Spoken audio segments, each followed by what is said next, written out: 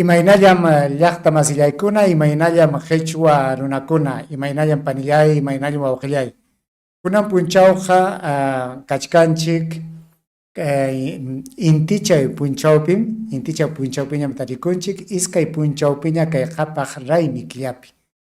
Qamkuna yachasqaykichipi hinapas ñam riki iskay waranja, iskay chunka, iskayniyuq watapiñam tarikunchik. Llaqtanchikpa yachayninpiqa kachkanchik pichqa waranja, pichqa pachak, iskay chunka, isqunniyuq watapiñam tarikunchik. Wawqiykuna rimana kaptinqa rimasunchiki, imanasqataq hukunalla munasqankuman hina rimankuman. Imaraykutaq chay kallpayuqkunalla llaqtata munasqanta rimapayanman. Imanasqata ñuqanchikqa mana simiyuq kachkaspaqa mana rimachuwanchu. Simiyuq kaspaqa rimaytam allakusunchik.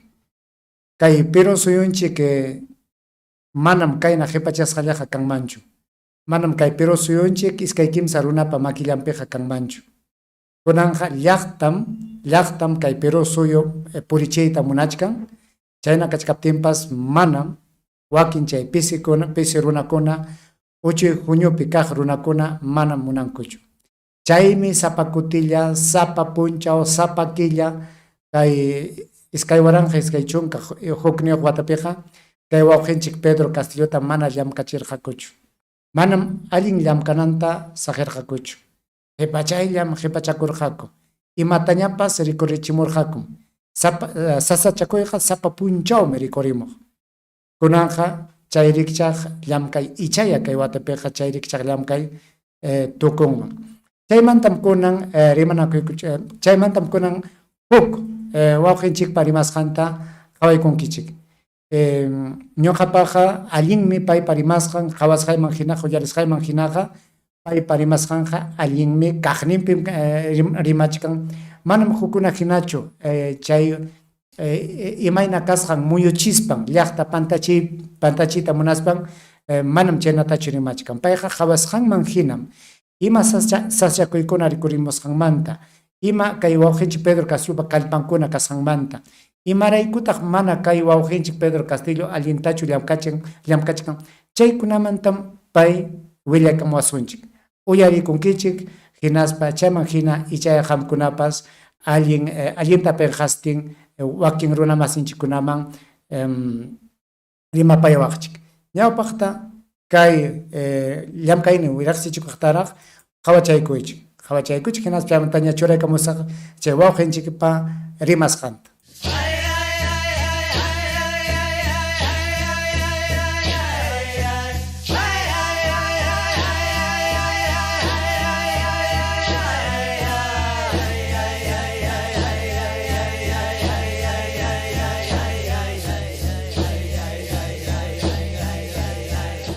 Bienvenidos y bienvenidas a Enclave Política. En Perú este año hubo un cambio de gobierno y muchos esperan que también ocurra un cambio de modelo económico, político y social.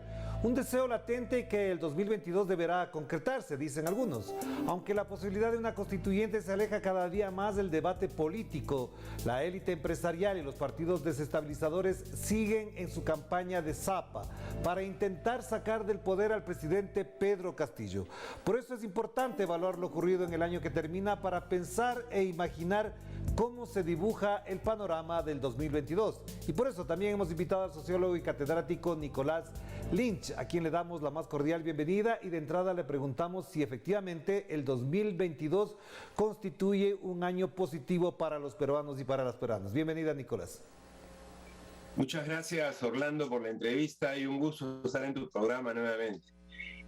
Creo que en el 2021, indudablemente, el triunfo de Pedro Castillo es un hecho no solo coyuntural, sino histórico en el Perú, ¿no? Un hombre que viene de abajo, un dirigente popular que logró el triunfo, ajustado es cierto, pero el triunfo en las elecciones generales de este año 2021, ¿no?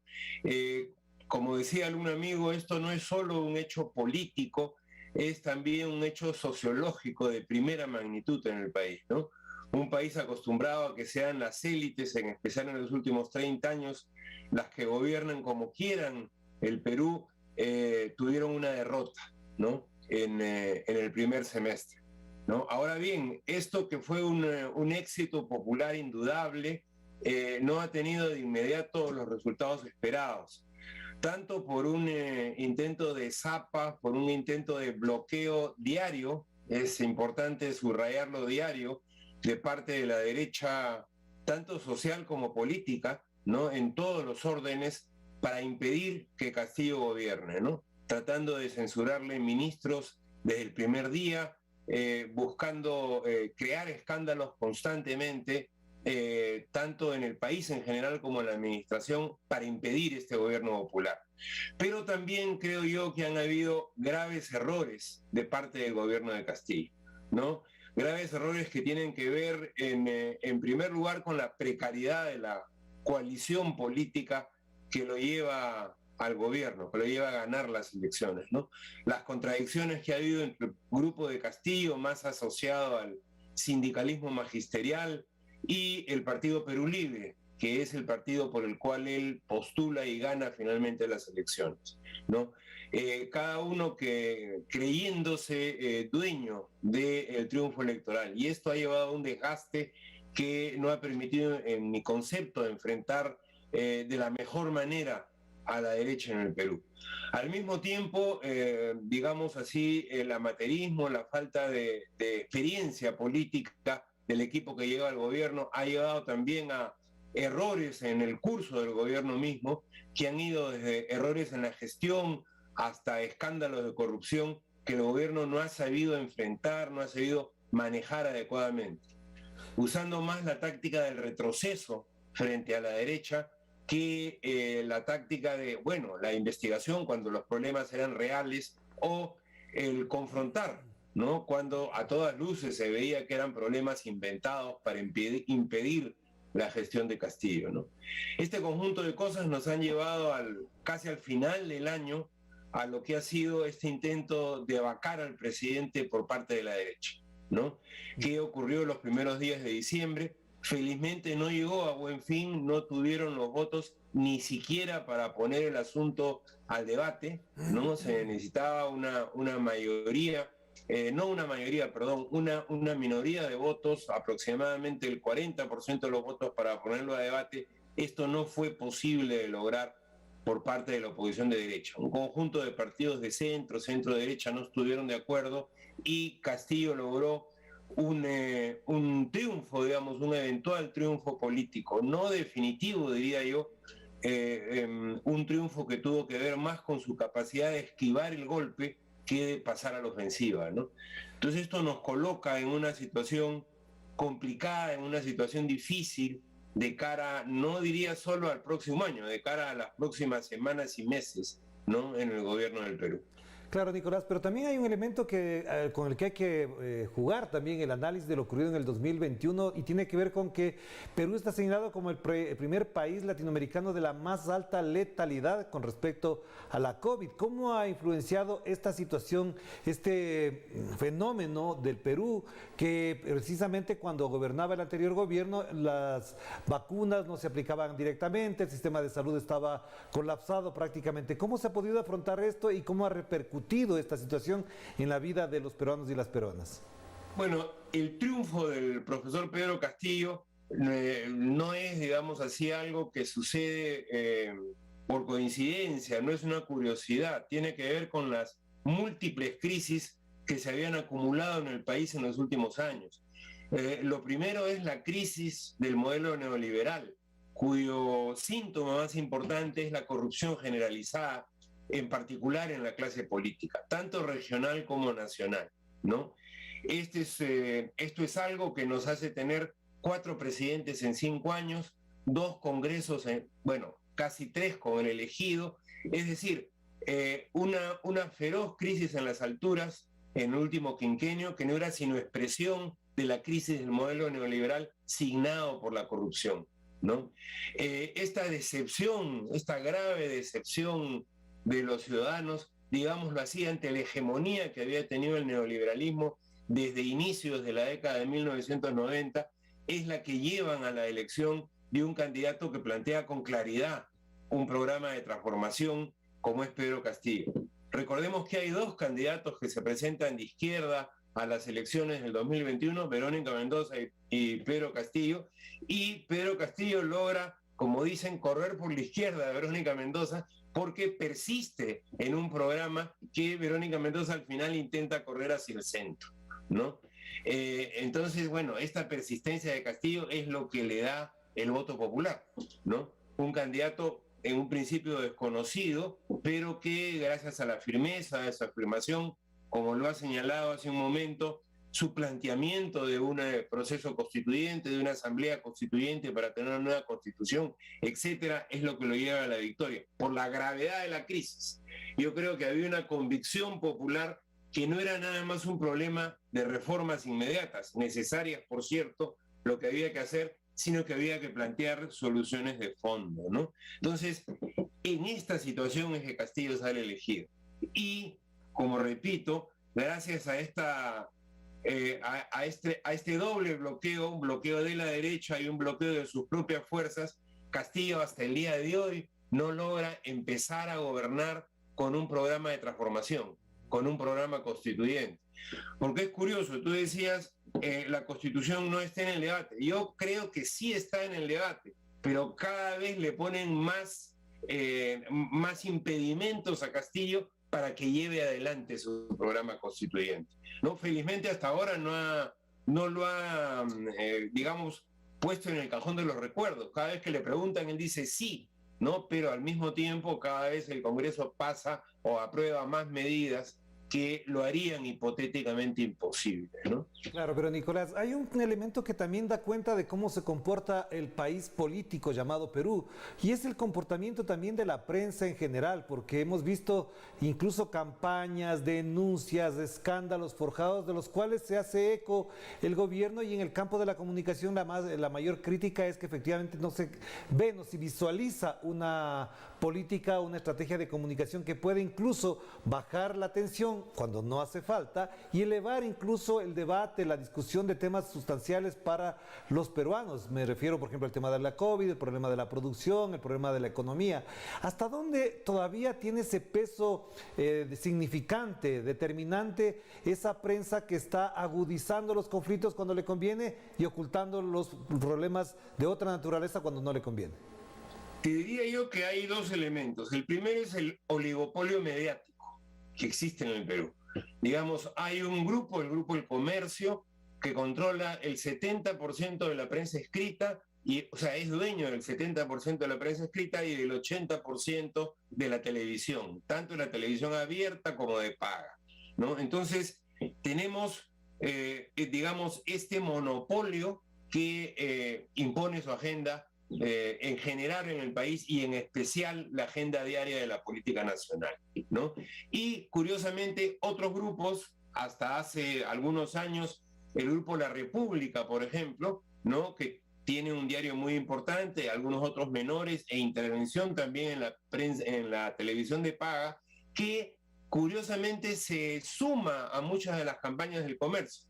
En las últimas semanas se ha tratado de diferenciar respecto de la vacancia, pero ha virado del centro izquierda en el que le puso su fundador, Gustavo Momellona, al centro derecha en el que está actualmente, ¿no? Eso es muy claro. Entonces tienes, digamos, entre un 90 y un 95% de la radio y la televisión con la derecha, ¿no? Como el gran vocero de la derecha social y política, hay que decirlo, ¿no? Eso es uno.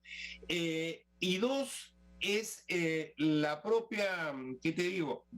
Tanto la falta de medios que defienden al gobierno, hay muy pocos que lo hacen, han tratado de sacar un par de periódicos, pero sin mucha suerte y sin mucha calidad, porque también tiene que ver en la prensa, ¿no? Que el lector vea una calidad en el reportaje, en fin, en la persistencia, en la opinión, etcétera, ¿no? Con poca suerte los nuevos medios y al mismo tiempo también una incapacidad de contraofensiva política, porque es verdad, los nuevos medios de comunicación cumplen en la actualidad un rol fundamental en la política, pero tiene que haber capacidad de pasar a la ofensiva, ¿no? Del gobierno de Castillo. Si esta capacidad no existe, el gobierno no puede inventar la política. No sé si me dejo entender, ¿no? Entonces, Y aquí, en este punto, quiero ser muy claro, yo creo firmemente en que el gobierno tiene que presentar un frente de izquierda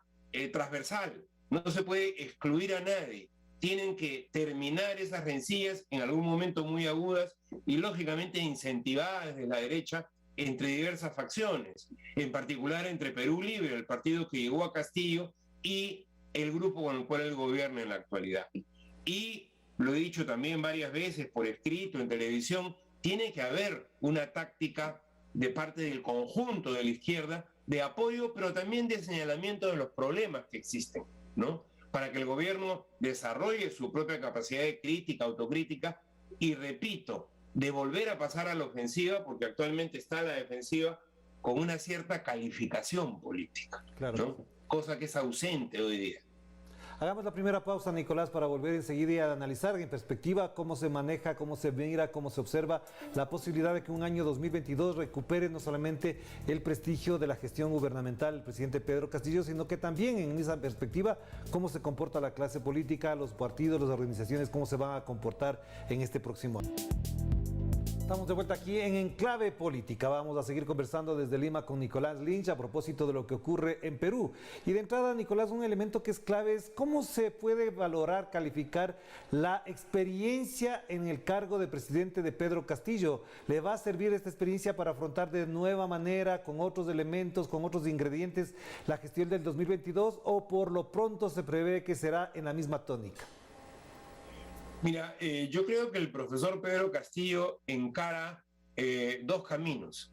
La vacancia momentáneamente al menos ha quedado de lado, pero tiene frente a sí enfrentar el intento de domesticación de parte de la derecha a través de partidos, medios, voceros, etcétera. Tenemos experiencia en América Latina en cómo la derecha, si no puede derrocar presidentes, los domestica. Acordémonos en el Perú, o el caso de Ollanta, por ejemplo, ¿no? Ecuador creo que también tuvo experiencia al respecto, ¿no? Entonces, este es yo creo, el primer planteamiento de la derecha, ¿no? Olvídese de su programa, ¿no? Nosotros le damos el personal y la agenda para gobernar, ¿no? Entonces, me parece que Castillo tiene frente a esa alternativa que levantar nuevamente su programa de transformación. Porque hasta ahora lo que está es resistiendo a la ofensiva, pero no está procesando un programa de transformación. Entonces, esto lo hace estar a la defensiva y ser muy tímido, extremadamente tímido en sus medidas gubernamentales. Prácticamente continuar programas anteriores. El caso más flagrante es el de Economía y Finanzas, donde hay un ministro bastante connotado, Pedro Franque, un economista de izquierda de larga data, ¿no? Que, bueno, en general está planteando medidas tímidas, una muy tímida reforma tributaria, ¿no? Para poder afrontar estos huecos inmediatos que hay en los temas de salud, educación en el país. La negativa absoluta de la derecha, ¿no? No es una reforma tributaria profunda, no es la que a mí me gustaría, la que creo que el país necesita. Es una reforma tributaria muy inicial. No le deja hacer nada a la derecha. Entonces, yo creo, por eso te digo, tiene que haber una reconfiguración del gobierno, pero en un sentido de transformación, no en un sentido de domesticación, con una agenda muy clara hacia adelante, ¿no? Y enfrentar a la derecha, sí, por supuesto que hay que enfrentar a la derecha, pero sobre la base de una agenda de transformación, que la propia población también se dé cuenta que es a su favor. Y sobre esta situación, relanzar el proceso constituyente. Yo soy uno de los firmes promotores del proceso constituyente. Hoy en el Perú estamos empezando desde hace un mes aproximadamente un programa que se denomina Iniciativa Constituyente, donde estamos yendo a diferentes regiones, desarrollando talleres, conferencias sobre la necesidad de una nueva constitución a través de una asamblea constituyente. O sea, promover la pedagogía constituyente, promover el debate constituyente. Creo que es central hoy en el Perú. Relacionar esas medidas inmediatas indispensables de cambio con el debate sobre por qué una nueva constitución, ¿no? Y ahora, pero hay condiciones para eso, porque efectivamente quienes se van a resistir y van a hacer toda la presión para impedir que se desarrolle una asamblea constituyente va a ser los que han gobernado en los últimos años y además todas esas fuerzas oscuras, los llamados poderes fácticos.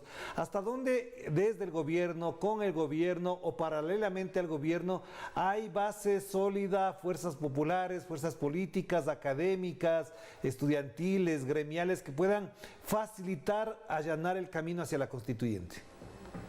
No es una realidad que podamos concretar mañana, no es una realidad que podamos concretar inmediatamente, pero creo que hace un año, en noviembre del 2020, se dio un salto muy importante en términos del proceso constituyente.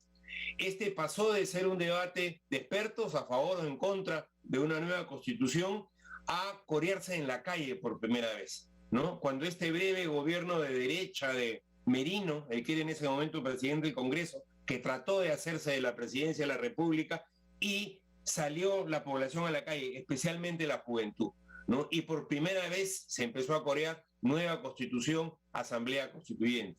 Y esto se ha repetido en los movimientos sociales que han habido de allí en adelante, ¿no? Bueno, esto signa también la victoria de Castillo.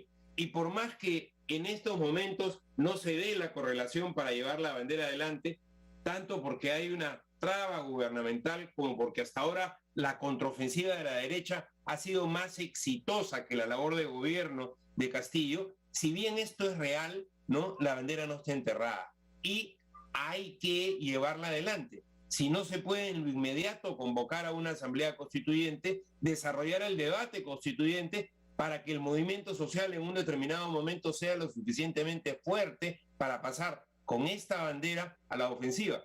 Veamos lo que pasó en Chile. En Chile también la vía del Congreso estaba cerrada. Fue desde la calle, desde la movilización social, que se pudo cambiar esa correlación en el Congreso. Yo creo que en lo inmediato este es el camino del Perú. Nos acusan que nosotros queremos usar la movilización popular, que supuestamente sería un mecanismo extrademocrático, no como herramienta. Yo creo lo contrario. La movilización popular es un mecanismo democrático de primera magnitud en cualquier democracia, no solo la institucionalidad vigente, porque si no, bueno, nos quedamos en casa y nos cruzamos de brazos, ¿no? Y yo creo que ese no es definitivamente el camino para el Perú. Claro, pero también bien que lo mencionas porque efectivamente también en la geopolítica regional influye o al menos hace mella en el análisis el que existan triunfos democráticos como el de Gabriel Boric en Chile después de todo lo que se ha mencionado. Pero también en el año 2022 podría ocurrir el triunfo de Luis Ignacio Lula da Silva en Brasil, posiblemente Petro gane las elecciones, todo queda por verse todavía, por supuesto, y se configura en América Latina, digamos, una corriente que retoma el progresismo. ¿Y crees que efectivamente con ese clima político en la región se pueda facilitar casos como el de la constituyente, un mejor respaldo, una mayor estabilidad para el presidente Castillo en la lógica de lo que estamos hablando? Mira, la primera ola progresista, la primera etapa del giro a la izquierda, que yo prefiero llamarlo más que ola progresista, que me despierta todo tipo de sospechas, esta primera ola del giro a la izquierda tuvo poco efecto en el Perú, porque estaba muy asentado el neoliberalismo, la hegemonía neoliberal. Yo recuerdo haber publicado un artículo 2007 o 2008 sobre el tema, donde ya tenía varios años este proceso y me tildaron de loco, ¿no? De que era poco menos que un agente chavista, me dijeron, me acuerdo, ¿no? Entonces, la situación es otra ahora. ¿Por qué? Porque la hegemonía neoliberal está quebrada en el Perú, ¿no? Es probable que no pueda haber un triunfo inmediato de una propuesta constituyente, sí, pero la hegemonía neoliberal está quebrada. Eso también es cierto. Por lo tanto, el impacto de una nueva ola progresista puede ser mucho más importante hoy día en el país, ¿no? Ojalá se dé, digamos, forma parte de la agenda, es una posibilidad en América Latina. Yo creo que todos estamos en eso, tratando de empujar un resultado político de ese tipo. Indudablemente, lo de Chile es muy importante, ¿no? Porque yo creo que Chile, por primera vez desde la salida de Pinochet, va a tener un gobierno de izquierda. Ojalá sea exitoso, ¿no? Ojalá sea exitoso. Y sí, esto configura o configuraría, para ponerlo en potencial todavía, una nueva situación en la región, creo yo, y para el Perú, por supuesto. Claro, porque para finalizar entonces, Nicolás, hay un elemento que sí es clave también entender y por lo menos reflexionar a la luz de los acontecimientos, tomando en cuenta que estamos finalizando el año 2021, entramos en esta nueva década con algunas expectativas porque el mundo no va a ser igual de lo que dejó la pandemia si es que pasamos de ella, y en esa perspectiva también hasta dónde las fuerzas de izquierda del progresismo han tomado conciencia de que el cambio ya no es en la trascendencia, en la lógica y en la estructura tradicional, hasta donde el cambio tiene que configurarse en estos nuevos momentos, con nuevos paradigmas. Analizaba esto pensando que, por ejemplo, siempre que se habla de izquierda, del otro lado salta el estigma de comunistas, etcétera, pero porque la izquierda también se ha dejado someter a un solo esquema, a una sola matriz de pensamiento. ¿Hasta dónde la izquierda está pensándose, resignificándose para afrontar los nuevos desafíos que tenemos en este siglo y en esta nueva década? Mira, yo escribí hace pocos días un artículo sobre el triunfo de Boric en Chile y decía que si algo me llama la imagen de este joven presidente electo de Chile, es que expresa una izquierda que ya no tiene las ataduras con el pasado, con la izquierda de mediados del siglo XX en América Latina, ¿no? Es una izquierda, para empezar, en su país, que ya no actúa con miedo de que los militares le den un golpe, ¿no? Se le ve sin miedo, se le ve más bien con esperanza, ¿no? Con una nueva posibilidad de cambio democrático en su país y en la región, ¿no? Entonces yo creo que de alguna manera el triunfo de Boric, con ese reemplazo de la esperanza en vez del miedo, nos hace ver la posibilidad, como tú has dicho, de afrontar las nuevas sensibilidades de cambio, la posibilidad de hacer coalición de múltiples agentes sociales impensados hace 20 o 30 años, ¿no? Indudablemente, creo que por allí va la renovación. Además, las condiciones del mundo son otras. A la falta de solución por parte de los grandes poderes del capitalismo de la crisis del 2008, se suma, ¿no?, el tema de la pandemia, como tú ya lo has señalado, y pone sobre la mesa algo, yo creo, muy claro. El cambio ya no es solo un tema de redistribución de recursos económicos, el cambio nos hace pensar también en un nuevo patrón civilizatorio, al que seguramente no llegaremos de inmediato, pero en cuyo camino tenemos que poner, ¿no? Y eso me parece fundamental. Nicolás, muy importante esta última parte, por supuesto este tema da para otra entrevista y sobre todo efectivamente considerando que los nuevos momentos que se viven en cada uno de los países dan para pensar hasta dónde las nuevas generaciones deben asumir y están en la obligación de asumir los desafíos que las anteriores no lograron concretar. Te mando un abrazo, que estés muy bien, muchas gracias. Muchas gracias, Orlando. Gracias a Nicolás Lins desde Perú para hablar sobre ese país y por supuesto para pensar también en clave regional de lo que pasa en nuestra América Latina. Chay uyarikun kichikmi imayna kay wawqinchik Nicolás Lynch rimasqanta payqa allintam rikurismusqanman hinam imatapas rimarqun manam payqa llaqta pantachi hinachu rimachkan payqa qhawasqanman hina musyakusqanman hinam rimaykamun chayqa allinmi mana chayqa hukllaman sayapakuyqa manama allinchu llaqtaqa yachananmi imayna kasqanta kaqllatama yachanan mana pantachikuspa chay pantachikuqkun runakunaqa chayqa llutan umayuqmi llutan sunquyuqmi imatapas willakamunku chaymi ñuqanchikpas pi uyarita yachananchik pi uyarita maskananchik manam llutanpiqa yanqanpiqa wak runaqa sumaqcham wak warmiqa sumaqchatam rimamun nispaqa paykunallataqa uyarichuwanchu kachkañam kay Licapurapi achka runakunañam chay imayna llamkay rurakusqanta hina kaqllata willakuchkanku mana llaqtata pantachispa mana llaqtata chinkachispa chayllatam kunan rimapaymuyta munayqaykichik ñuqawanqa huk kutikamaña llaqta masillaykuna hawkalla kankichik ama llumpaytaqa mana riqsisqaykichik runakunawanqa huyunakuychikchu yapamantam kay corona unquyqa ikurikamuchkan yanqataq chaymanta ñakakuywan llakikuywan purichkachu hawakunanchikmi chayllachik ñuqawanqa huk kutikamaña llaqta masillaykuna